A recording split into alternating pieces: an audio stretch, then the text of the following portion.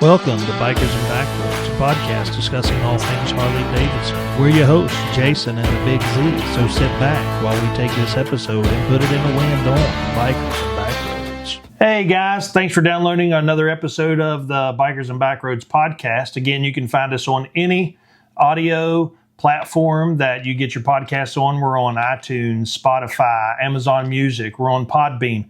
And we're also on YouTube, and we hope you're watching us there. We encourage you to like, share, and subscribe our videos as we're trying to grow this channel, grow this community. We're having some great feedback. We enjoy getting to know some of your thoughts and the processes you guys do on your bikes and things like that. So, if you think you're a seasoned rider or you're just dreaming of your first Harley-Davidson, we think we're the right place for you.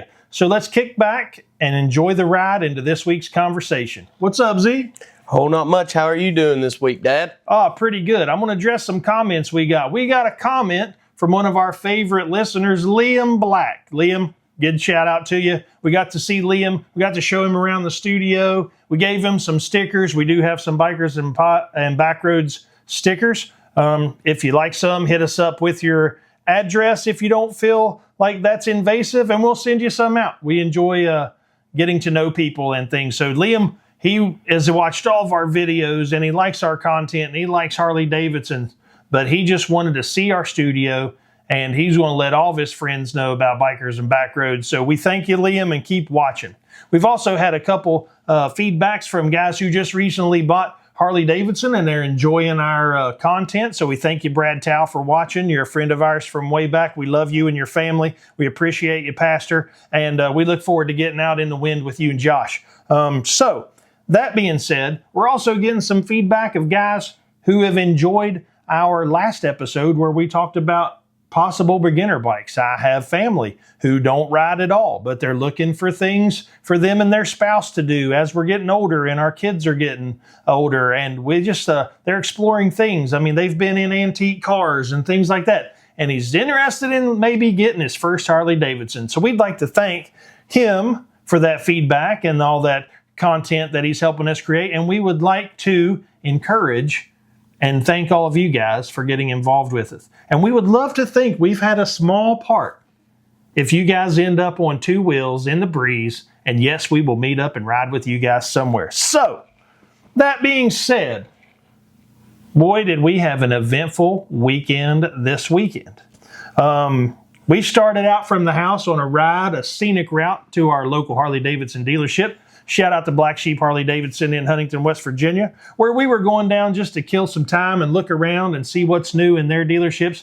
And we started out on a ride we've talked about already. And I'm just going to let Xander take it from here because it kind of all happened to him. Yeah. So, last minute ride with Dad. He told me we had to go to the Harley-Davidson shop. And I said, well, all right, let's ride. I'm always down. And we took off down Route 34 to hit Route 3 and cross over into Route 10 to kind of take the scenic route and get a day's worth of on two wheels in. And it was just going to be an easy breezy, enjoyable ride to the shop. Well, we started out of Route 34 out of the house. Everything's good. Both of our bikes are running great. Stop and get gas. We're all ready to go. About the time we get into the 34 to the Route 3 split or intersection to take off towards Route 10 and up towards Huntington, that's a curvy back road. It's 2 lanes, so a lot of up and down shifting and hitting straightaways, and we were just having a good time playing. Well, I was coming into a sharp right turn, and I was on the brakes, downshifted. And as I shifted, my shifter just fell to the foot peg all the way down.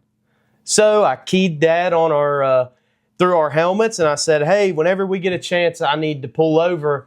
I think my shifter has come loose, and it's fallen way out of adjustment. And I actually thought it was maybe my shifter linkage had maybe come loose. So we pull over at the Route 3 34 intersection. There's a big it's an American Legion post. And there's a big parking lot. It was a safe place for us to pull off. So. Exactly. And we weren't far, so I told Dad, I'm good. I can shift right now. Still, it's just falling down. So that was maybe a half mile up the road. It wasn't far. So we pull in there, and that's a very common spot for a lot of motorcycles to stop at anyway. We pull off, we hop out, grab our tools out of the saddlebags, and we loosen the adjustment bolt on my shift lever. We found out it was just the shift lever had fallen. And as we went to move it up and tighten it back down, we got everything locked up how we thought it was. And I went to click it into first gear to take out, and it fell back down again. So this led to us taking it completely off to find that all of the inner splines on my lever itself were stripped out. So the post sticking through my primary cover that it connects to your shift linkage and into the transmission, it couldn't bite it, and I was getting no grab at all. So that led to not knowing what to do, and we put it into adjustment as best as we could and tightened it down as good as we could.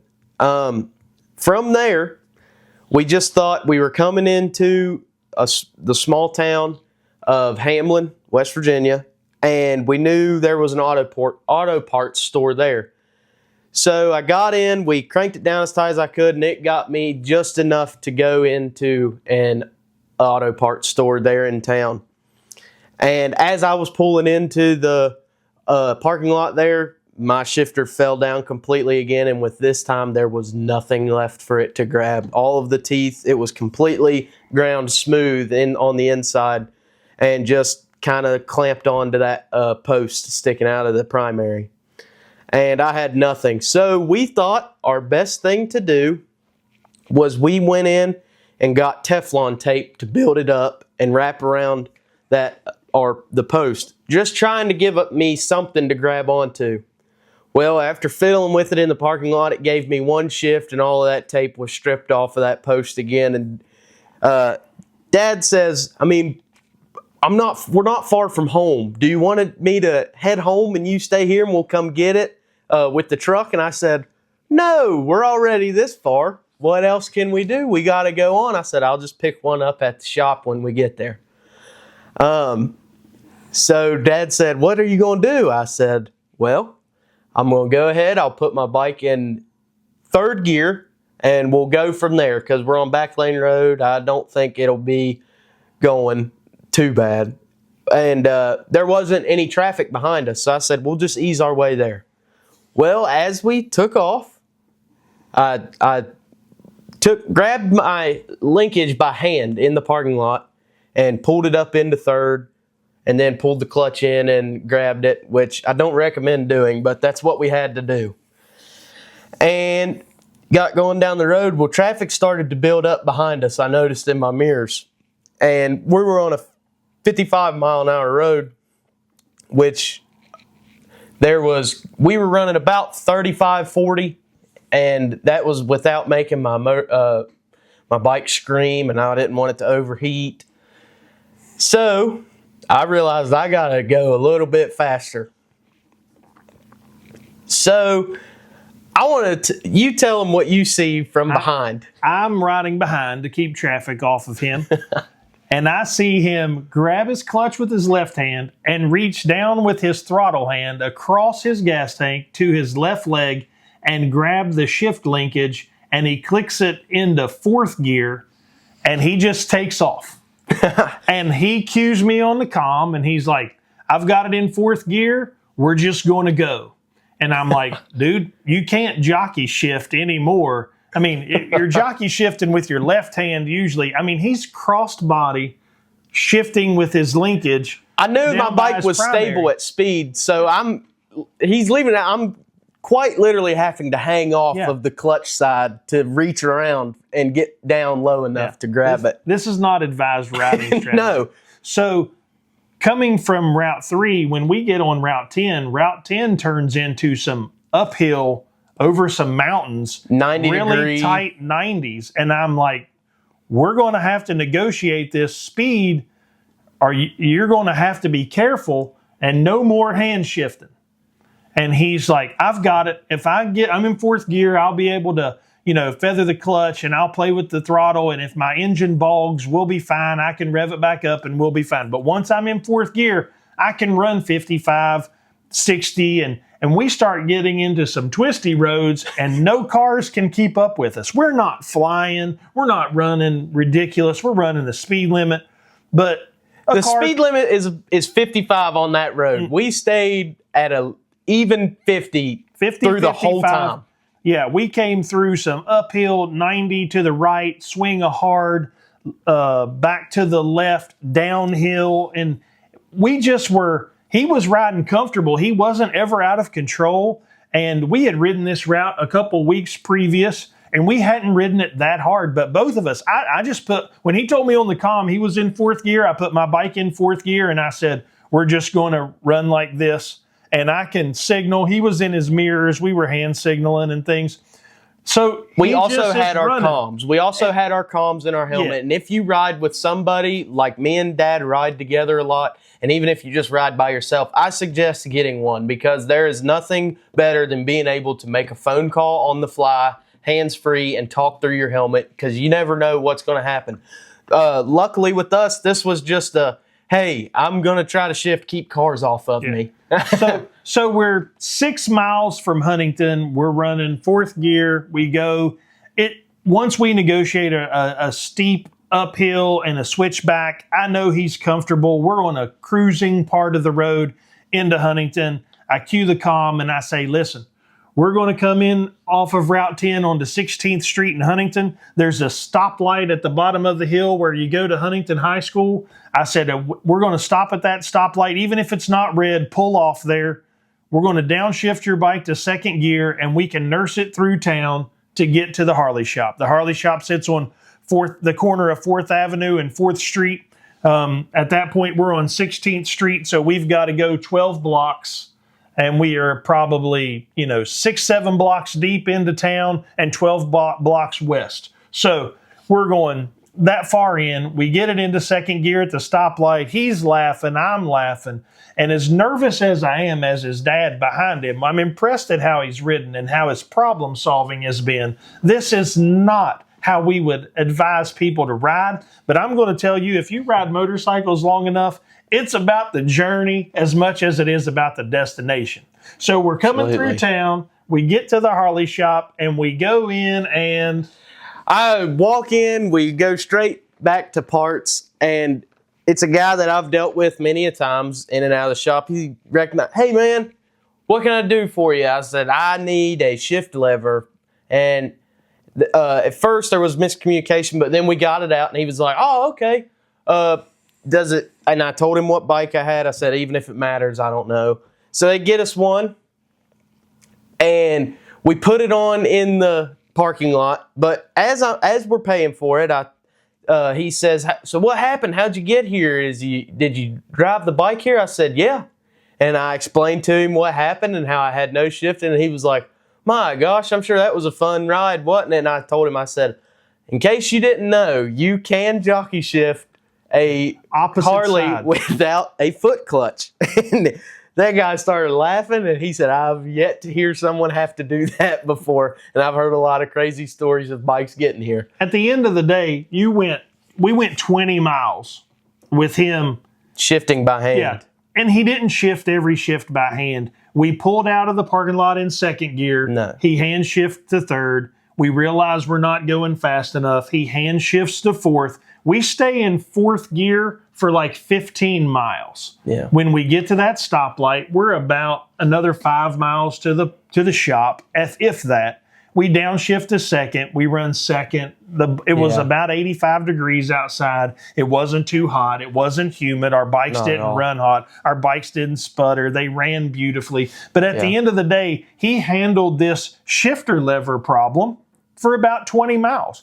Well, he's been riding for roughly 2 years. His problem-solving skills were great that day.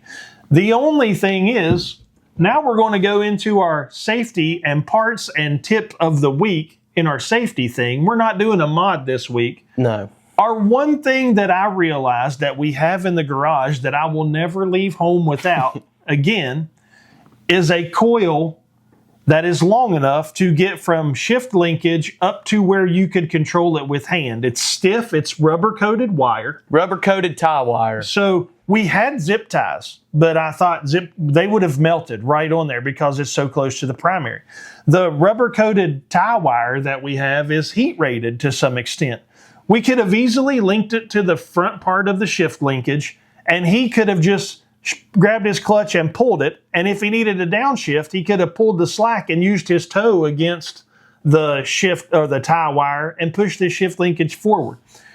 Again, we always travel with zip ties, but they would have melted the way we would have had to rig them up. They would have laid right against the primary. So I was like, we need some rope or something. But we were at the parts store. Absolutely. And I decided to buy Teflon tape to try to build that up. If my brain would have been working, I would have just walked in there and bought some tie wire. Yeah. Or some heat treated or heat rated, some type of wire, just to give him some rigidity to pull back on the shift lever. It would have made it not as problematic. We could have used a length of wire enough that it could have reached across his gas tank and he could have tucked it under his leg. And if he needed it, he could have just pulled on it. We could have rigged something up. But this was a much better story in the end, not because of our plan, but hey, always have you a little piece of rope, at least a length of 4 to 6 feet, or some rubber coated tie wire. We're never going to not have it again, just because if a bolt breaks and you need to link it back on, that tie wire will help us. If a zip tie puts it in a place where it's hot, you can't do it. That tie wire would even probably work as a hose clamp in a pinch. It would pinch tight enough. So as we came home and we problem solved, and after we left the shop, we went to lunch and we were talking, and he's like, you know, that heat rated tie wire that's in the toolbox, it'd be great to have a length of that in our saddlebags. And I'm like, absolutely. So we've learned something. Yeah, I mean, like Dad said, tie wire, like we've talked about, and it's just what we have at the house, so we're going to use it. But man, if you don't have something like that, small piece of rope like paracord and or something like that is great to have, just because you'll be able to tie something down to your bike in a pinch, tie your bike back together in a pinch, and rig up something to shift if you ever have the same predicament I got in. But back to what Dad said is, if we would have been thinking, if either of us would have been thinking at the time while we were in that auto parts store, we could have purchased that. So remember, if you have something come up on the road or while you're riding, stay calm. You got to keep a clear mind and be able to think through something. But whenever you make a decision to do something as a rider and as in control of the bike, you have to fully commit to it. I mean, this goes from everything as taking a simple turn from a stop sign to getting yourself out of a predicament like this or an evasive maneuver in the road. If you choose to do something on a motorcycle, you have to fully commit to it and be prepared. And at this point in that auto parts store, I had decided I was going to have to hand shift this bike to Huntington. But hey, it worked out, and we wanted to share this story with you because we've laughed about it all weekend, and I was laughing the whole way through. We stayed talking and checking on each other the whole time, and it was just a good ride, and it's a great story, and we'll just continue to tell it for time coming. But we wanted to share this experience with you guys to show you don't always have to stop just because the littlest thing happened. You know, be prepared to have to work your way through a little bit of a problem, especially on two wheels. I mean, motorcycles are not like cars. They are going to break more often than a car does. So you have to be able to fix it on the fly or get through it to where you can fix it. But we hope y'all take this and run with it and learn from my experience. And I hope nobody has to deal with this same experience. There's no way. We talked about a T-clock, and we had checked everything because we had talked about a couple episodes ago, my perch clamps came loose. We had checked all that. We had stopped and got gas. Our tires were aired up. We had checked everything. We had put tools back in our saddlebag. We ended up getting to the Harley shop, and a toolkit that I showed here on the video the night we were talking about tools didn't get back in my saddlebag. It was laying on my workbench. But luckily, the guy at the Harley dealership, we're at the dealership. There's tools everywhere. There's mechanics in the back. But at the parts counter, they had some tools, and it helped us get everything on. And but we would have never, I would have never thought, hey, we're going to check your shift linkage. Well, it comes to find out, his shift lever was an aftermarket one we had bought on Amazon or eBay because the one that had come stock on his bike was chrome. And it was one of the first things I did, and I was a broke high school kid at the time, so I had to go the cheap route. He's ridden with that shift lever for 2 years. 2 years, 3 years. Probably 7,000 miles. It had done a good job. But when we took it off, like metal flake dumped out on the ground from the teeth off of the inside of that being done. One, it tells you how much hardened steel is on the spline of your shifter. That's made out of cheap aluminum. On your bike against the cheap aluminum. So we buy this one at the Harley shop, and it's very solid made. It looks great. I like it better. You go in there and you're like, oh man, we just rode down the road here to. I was logging my miles for the Harley Davidson Ride Challenge. Yeah. We've been participating in that riding one, and no, we haven't put in 10,000 miles or anything, but I'd hit like 16 or 1,700 miles riding, just what we're allowed to do. So I'm looking forward to my 1,000-mile challenge coin, man. I'll display that thing proudly back there behind us. But we were just going down to spend a day. The girls were going to the nail salon. Yeah. And we were just going to take a quick ride down to the Harley shop, log my miles, and we're like, let's do something scenic. We could have bombed down the interstate, and then that would have been a problem when we got off the interstate, but we would have been in stop and go, stoplight traffic. That would have been a little hectic. We could have pulled over and figured it out like we did. But it happened when it happened to us for a reason. I believe things always happen for a reason. And that just was something that let us work through a problem. This is the funny thing. This is not the first time the shift lever on Xander's bike has failed. When he first got his bike, the very first ride. The reason he bought this new one was as he was riding with a friend, it completely fell off. Yeah. Very first ride. I had not had that bike a week, and I had bought it on a Saturday. Through the week through going to school and whatnot, spent my time getting it registered, insured, all that legal stuff. And then that Saturday, my friend and I took off on my very first ride on it. And we were cruising 6th gear down a road. And we come up to the stop sign of the old Route 34 to old Route 35 on the new Route 35. And it's now called 817. Yep. And we come up to the stop sign to hop on 35 to really, actually all we were doing was making a U-turn to come right back down the 2-lane road we had drove up. And I went to downshift and I had nothing there. Luckily, his bike has a heel toe shifter on it. So what we did was we peeled the heel shifter off of his, put it on mine, and ran it like that until mine aftermarket one came in the mail, and then I just took that back to him. But yeah, so that's a part that not a lot of guys would think about, and I'm the only one that's ever had shifters fail, and let alone fall off. But take this experience or both of those experiences and run with them. There are things that when you have a motorcycle that you should keep multiples of. Yeah. I mean, you're going to break a lever here and there. We don't have replacement levers, but we come from the world of dirt bikes, and we had levers everywhere. Yeah. It was nothing to go out and snap a lever and come home and change it out. We ended up buying breakaway levers just because we had so many spare levers.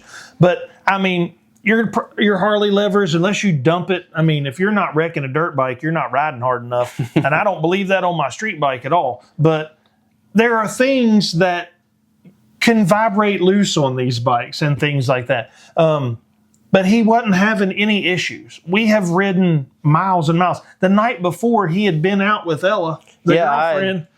Me and my girlfriend had taken it to dinner on just a date night. That would have made her super nervous. It happened with just you and I. You problem solved through it. As a dad, it makes me super proud of him that he had the ability to, one, be uncomfortable but be comfortable being uncomfortable, and 2, being able to problem solve and work through that. So that's a pretty cool stuff.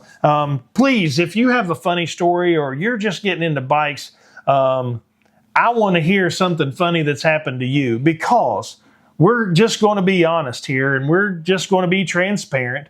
We're just father and son enjoying life, riding motorcycles, and we're going to tell you if something happens that's funny. If something happens that is an eye-opener for us, we want to share it with you. We want to have the community growing like the community should. Another thing, we were sitting broke down or stopped, and we had things under control. Yeah. I'm going to encourage all motorcyclists out there that are in this motorcycle community. We're not a very large community. We want to think we are, but we're not. If you see somebody having trouble, pull over. Offer, hey, do you have the tools you need? Can I make a phone call for you? Are you okay? Is it a medical emergency? Is it a problem with your bike? Can I run up the road here and get what you need? Just tell me what you need. We need to be an active community that helps take care of each other. Cagers and car drivers don't watch out for us very much. We need to take care of our own. And I just want to use this as a positive example. Even as we were riding, we saw a bike parked in a parking lot, and the helmet was at the back tire. When in bike culture and bike etiquette, when you're broken down, you set your helmet by your back tire. That lets other riders know that you need help, you're in distress, you can't fix your problem yourself. So as we pull up on this, Xander cues our comm as he's hand shifting, and he's like, hey, do you think that we need to check on that guy? It's broken down. But it was sitting at a church parking lot. Yeah. The rider wasn't outside. There was nobody else outside. Other cars at the church. Cars were around his bike, and his helmet was upside down at his rear tire. And both of us, through deductive reasoning, we come to the conclusion that his helmet had probably fallen off his seat. Yeah. And his bike looked new and looked in great running order, but it looked like his helmet had slid off his seat and was just laying beside his bike. Well, we processed this information in about a 45-second, if that long, conversation. We had gotten by him, and we were like, we need to turn around and go check. And Xander's like, his helmet was laying on its top. And I'm like, it's probably just slid off his seat then. So we kept going. But we were concerned. We were discussing in our problem, should we stop and help somebody else? And I'm glad that he identifies that. We want to help people. We want to help this community. I appreciate if people stop and check it. As a dad, if I know he's out and somebody, if he breaks down, even if he's called me, hey, come and help me. And another biker that might be a little wiser with a few more years and a little savvy solution to pull over and help him. I just think that speaks for the community we want to be a part of. We want to encourage everybody to be like that.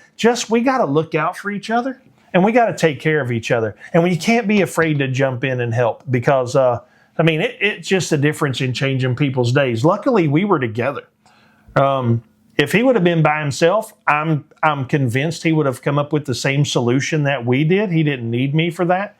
But I'm glad I was there to keep some traffic away if things would have gotten worse. He may have called me on the phone and we'd have talked through this, but he's a pretty good problem solver. So that being said, that was a fun ride. It was a good story. Bikers, look out for each other. That's some of the take-home message we have. And again, share us some things. Comment on this. It was funny. And looking back on it, we came home and told the girls, and my wife's like, you did what? And we're like, listen, everything's fine. We got to the shop. We got it all fixed. Shout out to Black Sheep for helping us out, loaning us tools, having our part. They got a kick out of it. The guy ended up, he was like, you rode 20 miles shifting your bike with the wrong hand at your shift linkage? That's pretty cool. So I'm sure that story may have made a little traction around the shop this week. But maybe. Now we're going to shift gears, and we're going to talk about some scenic routes to ride here in West Virginia. I pulled up a thing on West Virginia tourism today, and there is actually a book you can get if you just log in on the website. It's visitwestvirginia.com, and it's a motorcycle guide of roads around here that people come from all over. We tell you we're a destination state to ride, and we're going to hit a couple of these rides. So Our first one is the National Forest Ride. It's a 196-mile ride, and it covers the state routes of 19, 39, 219, and Route 60. On this, you'll travel through the Appalachian Mountains. You see Carnifex Ferry State Park, which is Carnifex State Ferry Battleground. It's a Civil War battleground. There is a fantastic house there still standing that's made into like a museum of the battlefield. That bullet holes are still in the walls. Cannonball. There's a cannonball there. It's a park. There's a lot of people that use it for family reunions up through there. It's a beautiful little park. It's fun. They do only open that park from Memorial Day to Labor Day. You can still get on the grounds, but things there that are open usually and being seen, they only run through the summer months. But you're able to get up there and see all that stuff. I don't know that the buildings will be open, but you would be able to see all that. There's actually an overlook up there that looks over on the New River, and you can see rafters coming by. It's a great ride. Also up there's the Canyon Rim Visitor Center. That again is a visitor center that sits on a rim of a canyon overlooking the New River. You can see the Carnifex Ferry. You can walk over from a parking lot and see the New River, but also along this route, you can see that. Once you get on 39, on the 19, you go across the New River Gorge Bridge. And at there, you have the New River Gorge Bridge National Park now. The visitor center's there. You can walk down and look at the scenic overlook and overlook the wooden stairwell all the way down. You can look out under the bridge. You can look down on the New River. From there, you could ride down into Fayette Station, cross the river on a lower bridge, pop up back on the other side. It's a little twisty, turny, slow ride road, about 1.5 lanes wide. It's pretty cool. So that's the first road. And again, that's a 196-mile loop. You can also do that loop coming from the Talon, which is labeled in our state as a route. It comes from Golly Bridge. You're coming on Route 60 through Anstead up by Hawks Nest. We talked about this route a couple weeks ago. And you come out on Route 19, and you can go right on the 19 interchange and head into Oak Hill and up into go on into Beckley that way, or you can go into some areas that are more touristy and things like that. That's great food and restaurants up through there.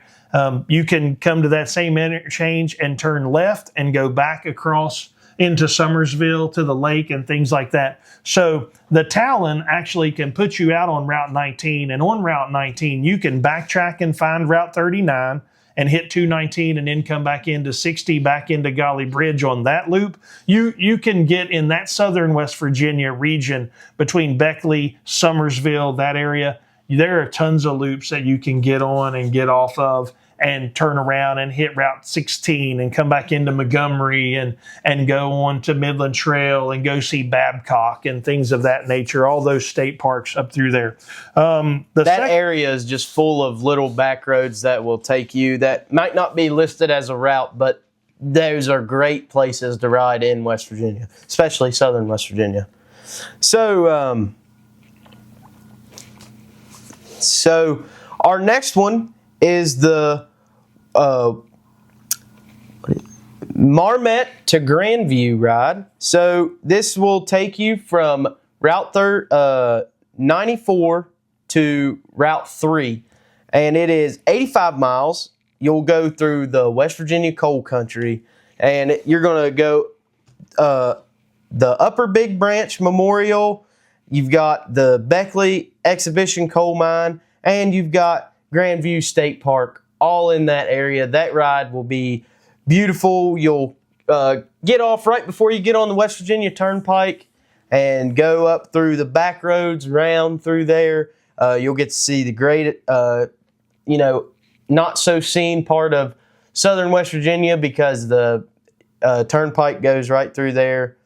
And that's a great ride because, like it says, you'll go through some forgotten West Virginia coal country. You'll ride through some towns of old coal mines that were back in the day owned and ran by all the coal mining companies and the coal miners that lived there.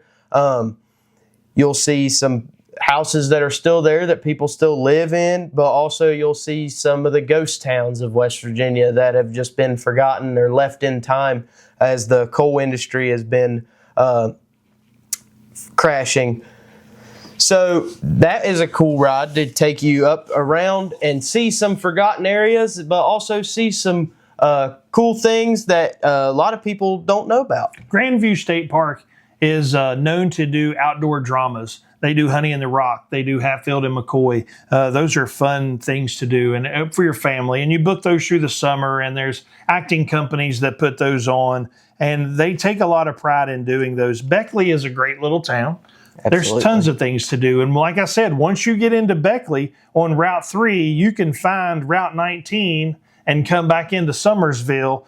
And just because this loop from Marmet to Grandview is 85 miles, you can turn that 85 miles back into this 196 miles of the National Forest ride with just a few connectors that probably adds another 20 miles onto your ride. So probably. You could turn that into a multi-day ride. You could ride to Beckley, take off in an afternoon, go up there, catch a play at Grandview, get a hotel room, stay all night, get up and ride the National Forest ride, and see all that other stuff. This just makes it able in our area to cover lots of miles, lots of scenery. We're getting ready to go into peak foliage season, so we're trying to pull some southern West Virginia routes that are going to allow you to see some beautiful leaves. You're going to be close to water. Most of these run by waterways. The Marmet to Grandview one is cool. My dad's a coal miner, and he worked in coal mines over that way on Route 3, so you get to go by these things. The Upper Big Branch coal disaster was the thing that rocked our community a few years ago. We're probably talking 10 to 12, maybe a little longer years ago now. There's a memorial for those guys over there. The Beckley Exhibition Coal Mine. I don't know a school that doesn't do a field trip up there where they take these kids and show them the beginnings of the coal industry in our state. And coal is our history.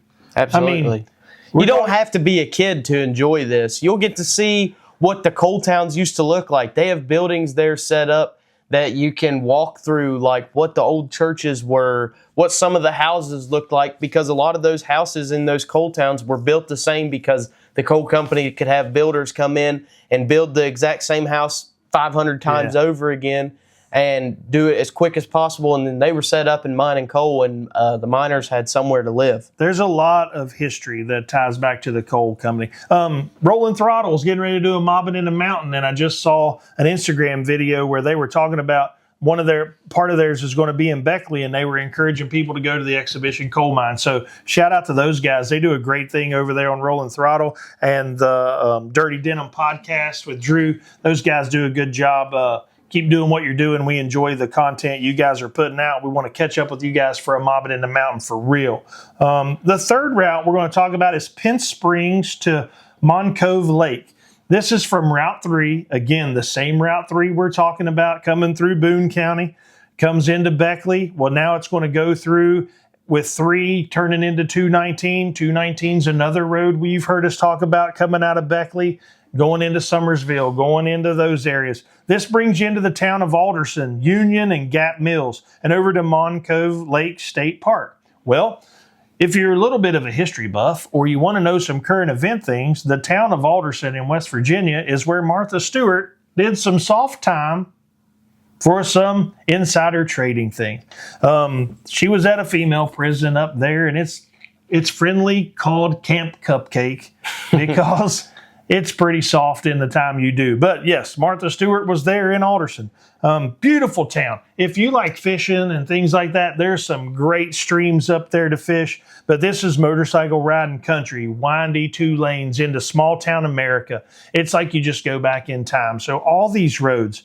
This is just a little 43-mile loop. But if you're listening, you can turn Route 3 to 219, from Route 3 to 94, from Route 19 to 39 to 219. You're coming off of Route 60. There's a lot of these roads that intersect, and you're turning a 43-mile loop could easily turn into part of this 196-mile loop that was the National Forest ride, and it can also swing down and be part of this Marmet to Grandview loop.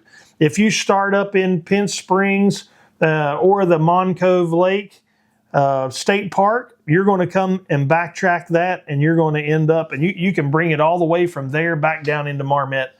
You just got to watch your road signs. It should be well marked. They're all state roads. They should be maintained as good as they can be. I mean, it's West Virginia. We have potholes. We have 2 lanes. We have slim lane and a half roads. But all these roads are going to put you in to just some historic Americana, simpler living, easier times. Small towns, mom and pops. There's going to be plenty of gas stops. There'll be hotels. Beckley's a city as far as West Virginia is concerned. They have a lot of people that come out from out of town, and there's conference areas and hotels there and things. There's hotels close to Marmette. I mean, it's right outside of Charleston if you want to come into Charleston or Canal City and stay there and hit that loop. If you get up to Summersville, there's hotels. There are actually Airbnbs out by the lake where you can stay. There's campgrounds. There's all these things. There's plenty of gas. There's plenty of foods. There's mom and pop stores. Just please take your time when you go in these areas. Help take care of these mom and pop places. We're going to support small business. You're going to go up to the New River Gorge. You're going to go eat at a Secret Sandwich Society or a Pies and Pints. You're going to go into the 4 and 5 stores up through there that sell local merchandise and local honey and people that make their own candles and things. Take the time to read the historic signs. It'll tell you about why we're developed there. There's so much rich military history to southern West Virginia. Some of these towns are named after generals and things like that. You're going to learn about things. You're going to drive on roads and learn that there was massacres of settlers from just Native Americans and settlers having issues and families and damage. As you come out of Summersville on some of those roads, there's a sign about a massacre there and a family was attacked and things like that. And no, that's not the history we want to repeat or celebrate or anything, but that's our history. And it's on these signs where you're riding and you're learning. And we don't want to forget these things, and we're recognizing them for a reason. And it's to regionally understand what happened as our state developed. And one of the reasons you're going to find out is why we became West Virginia and seceded from Virginia and things like that. But you can find some of that history on 2 wheels as you're riding back roads in southern West Virginia, learning about small town America, the coal-rich nature of our state, the hard workers that persevered, and you see a tunnel hand dug through a mountainside so a train could go. That's just who we are as West Virginians, and we want to celebrate that, and we love seeing as much of that on 2 wheels as we can. And these small towns that these roads go through are very motorcycle friendly because that's a lot of the travel they get nowadays. So I say that to try to be a reminder, as if you're these towns that are motorcycle friendly, let's try to be small town friendly on a motorcycle, you know. That's the business they get, so let's not put a bad taste in their mouth if you go through. And they are a lot of mom and pop shops, and your business is what's keeping their mouths fed. So let's just, support local business, continue to just be respectful and stuff on bikes. But hey, everybody's having a good time, and just enjoy your ride and have a good time, but just be respectful. Yeah, we want to not leave trash. We want to leave our state looking beautiful. A lot of these places are now passing through state parks. And I mean, now New River Gorge is the latest national park to go on the registry. So we want to take care of our resources. We want everybody in West Virginia to enjoy the beauty that's here. We take it for granted sometimes. It's wild and wonderful. Seeing things on 2 wheels makes me appreciate things I've driven by on 4 wheels my whole life. I've seen many things that I've never noticed in 20 years in a car, and I'll ride by it once on my bike and be like, I never knew that was there. Mm-hmm. I see myself looking and reading more road signs and those white history signs and things. And when we pull off, my kids will tell you at a museum, I'm going to stop and read everything. But when we pull off at Hawk's Nest and you're resting your rear end from sitting in your seat, Absolutely. you not only are you're not just looking for reasons to stay off your bike for a few minutes and stretch your legs and things, but you can educate yourselves to the area. I mean, I grew up in this state, 49 years old. I was blown away reading the Hawk's Nest things of how many people died putting in like a tunnel up there and the waterway and the dam system. And I was like, wow, I may have learned this in school, but I had forgotten. Yeah. And as an adult, the older you get and the more of your mortality you see, you realize that's somebody that left for work that day to provide for his family in an area that was pretty much undeveloped as far as that went. A lot of people thought it was unable to And be there's developed. a sign celebrating or recognizing that, paying history to it. But I've driven by that in my car so many times, and on my bike, I'm like, hey, let's pull in here. It's a good time to get a drink of water, take a break, make sure we're riding okay, make sure our bikes are okay. You walk around there and you read something that you just have never noticed before. Yep. And you mentioned Hawk's Nest. If you come to West Virginia to ride, that is the most notable ride of anybody that lives around southern West Virginia knows. Route 60, which we'll just for ease start in Charleston, West Virginia, start at the state capitol.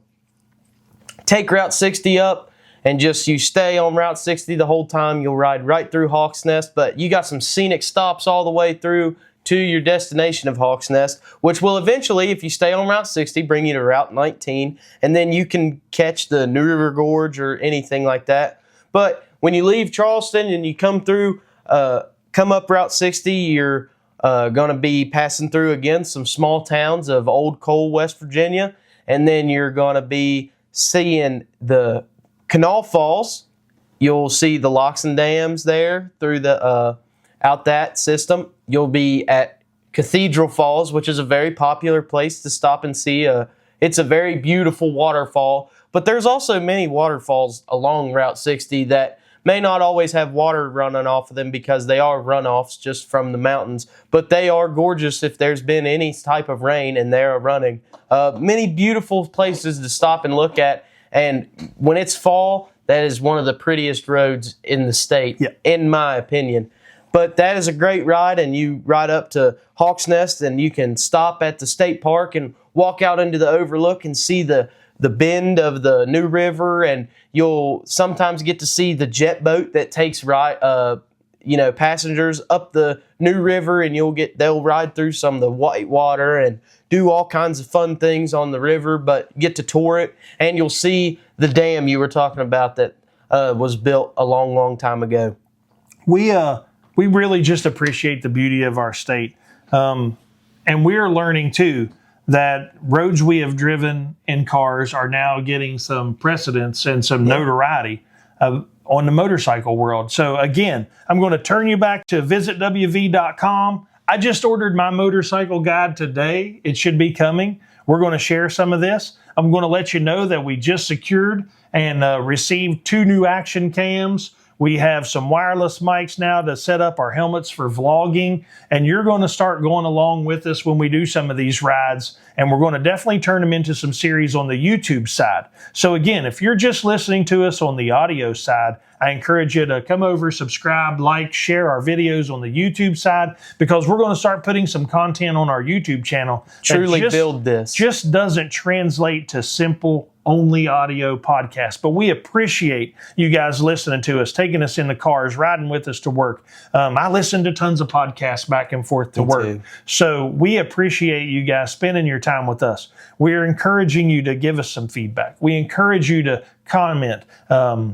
Give us some of your ideas. What are some great rides you've been on? We have a friend who just did a swing from Charleston, going north into Morgantown, over to Charlestown, back down through Elkins. And we're going to get to sit down with him in the next couple of weeks and pick his brain about the ride, definite things he has to see. I'm going to find out in my motorcycle guide what the exact route numbers were were.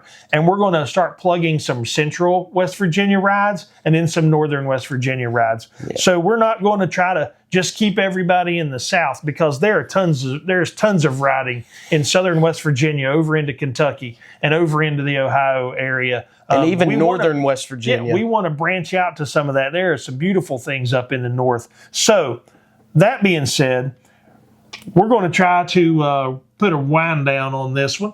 And we're going to give you a little teaser. Next week, we're going to try to talk about at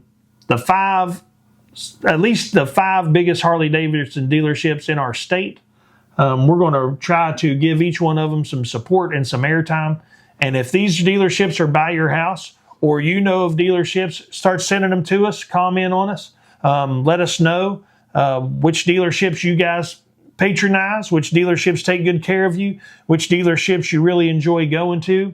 Like I said a couple episodes ago, we lost one of our local dealerships. They just consolidated. It's going to be a great effort when they get it all together. It will eventually be a much larger I think it's going to be dealership. awesome. But we're going to start by knocking out some of these Harley-Davidson dealerships around the state. There's actually more than I thought of.